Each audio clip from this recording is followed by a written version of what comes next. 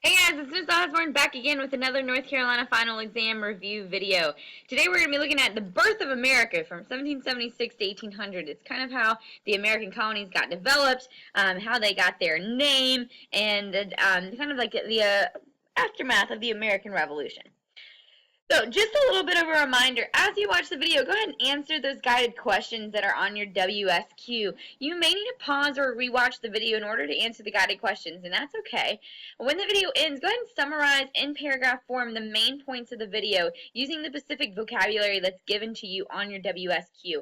These are going to be the bolded and underlined words from the video.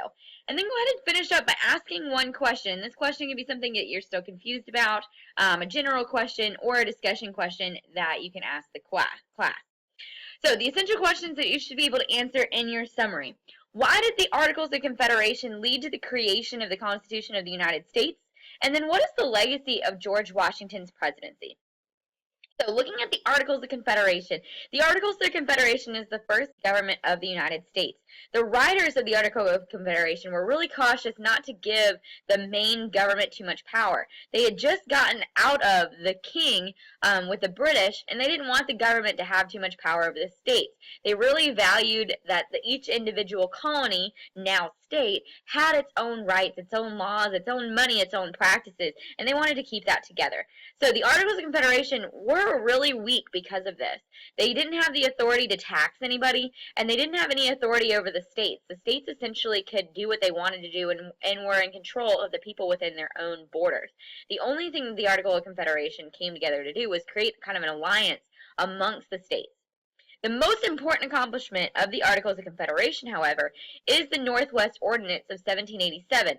And this Northwest Ordinance decided how new states would be admitted to the country and kind of the boundaries along the Western territories.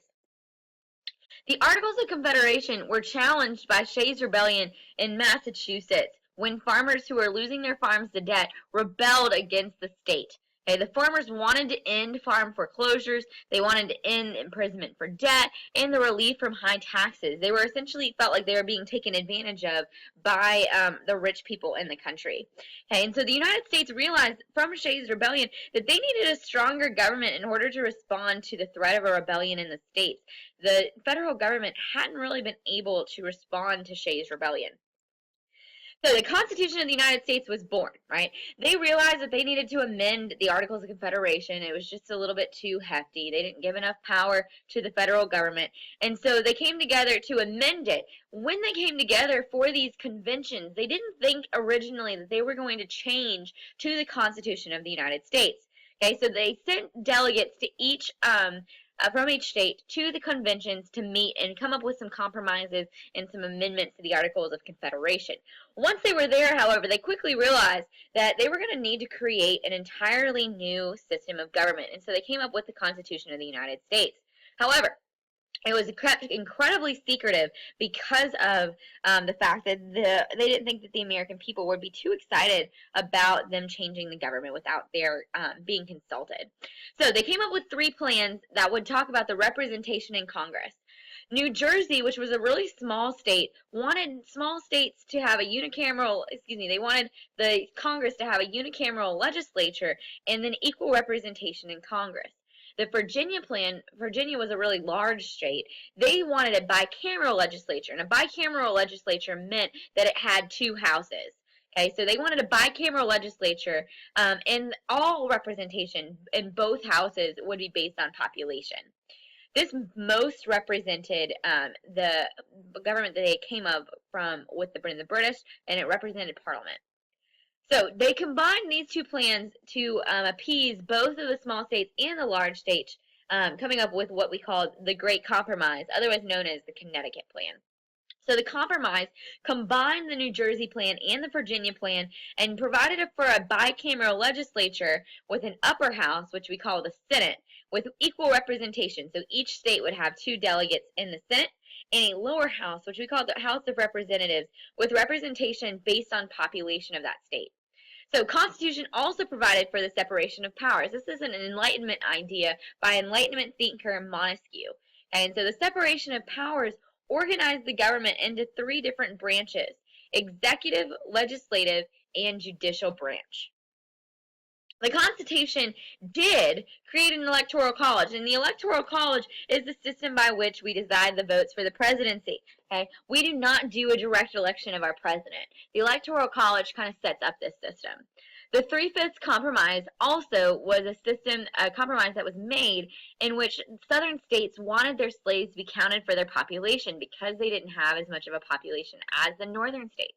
And so slaves counted as 3/5 of a person for representation and then also for tax purposes. And it also gave the Congress the authority to declare war against another power. However, the Constitution did not provide a term limit for the presidency. George Washington set the precedent for that by setting it for 2 terms. It did not provide voting rights for all people, right? African Americans and women were not accounted for in the original voting rights. It also kind of restricted the rights of poorer Americans to have the right to vote as well. And it also didn't include a presidential cabinet. Washington, when he became president, decided that he was going to need some advisors, and so he created the presidential cabinet. It also doesn't allow for the direct election of senators, right? That means that the American people vote directly by popular election for their senators. The state legislatures were originally responsible for this. It also did not provide a Bill of Rights. That is something that comes into play when we start talking about the Anti-Federalists and the Federalists. And it also did not create political parties. Political parties were created by the Americans. So, the Federalists versus the Anti-Federalists, this is what we kind of can consider to be our first political parties. The Federalists believe in a strong federal government, hence the name Federalists, right? They wanted a federal or central government. And the federal government, in their belief, should have more power than the state governments. Alexander Hamilton and James Madison were the leaders of the Federalists, and they ended up writing the Federalist Papers, trying to convince the American people that they should vote for a more strong federal government. The Anti-Federalists are going to be really concerned that giving too much power to the federal government would be like giving too much power to a king. They don't want it to be strong. They want to protect the rights of the people. And this group is led by Samuel Adams and Patrick Henry, who had been really, really involved with the Sons of Liberty and other groups during the Revolution.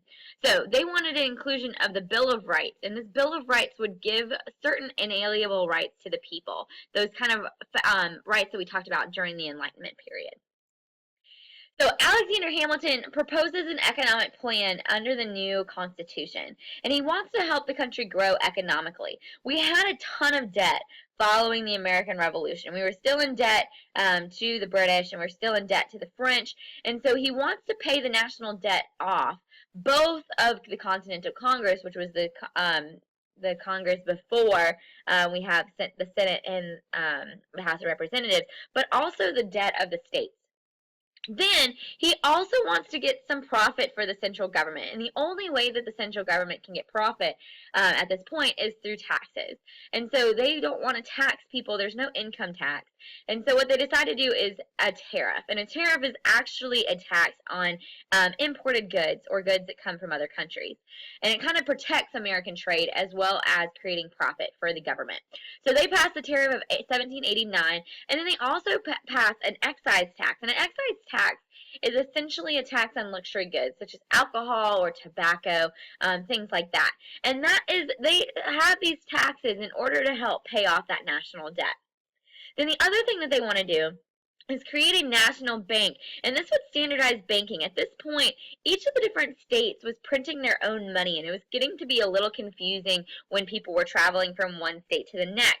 And so with creating a national bank, they would be able to standardize the banking system amongst all the states and kind of make it a more uniform system. There's a lot of controversy over that power, right? Because the Anti-Federalists didn't want the central government to have too much power. So we see the Anti-Federalists and the Federalists also having a loose or strict interpretation of the Constitution. Okay, so Hamilton, under the Federalist powers, favors a loose interpretation of the Constitution, which essentially said that whatever the Constitution doesn't forbid or outlaw, it permits. And this kind of goes off of the necessary and proper clause in the Constitution. If the government feels like something is necessary and proper, then it can be amended as we go. However, Thomas Jefferson and the Anti-Federalists they want a strict interpretation of the Constitution. They really felt like the government had too much power already and that they should really stick to what the Constitution already said. What the Constitution does not permit, it forbids. So those on the Western Front really had resented the power and wealth of those on the East Coast. If you remember from our previous talks, the Western frontier really was those indentured servants and the poor Americans. The East Coast really represented kind of established families and established money. They believed that the excise taxes on alcohol, because they were mainly wheat farmers, harmed them and helped the Easterners, right? Because they thought that the Easterners were making all the money. So farmers in western Pennsylvania start to refuse to pay the excise tax on whiskey, and this kind of leads to the Whiskey Rebellion. The taxes, the whiskey, their sales on whiskey, and then also the wheat sales is how they make a living. So they end up rebelling against the central government, attacking tax collectors, until George Washington is able to lead a militia of 13,000 people to put down the rebellion. It was a massive rebellion. And this rebellion really showed the power that the national government could and also would have in the states. And it really put the supremacy of the federal government over the states and really showed the state governments that they really needed the federal government in order to keep peace within their boundaries. Once Washington served his 2 terms, he really set a precedent for that, only serving 2 terms, and a term was 4 years each, so 2 terms was equivalent to 8 years.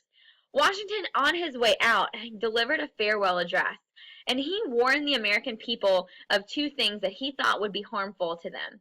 He said, don't get involved in Europe's affairs, because European nations were still colonizing the New World, or make permanent alliances with them, mainly the British and the French. He feared that getting involved with these 2 countries would get us entangled in different conflicts that we didn't want to be a part of.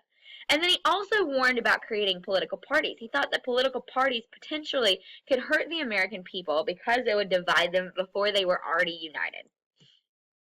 So make sure that now you finish watching the video that you answer the guided questions.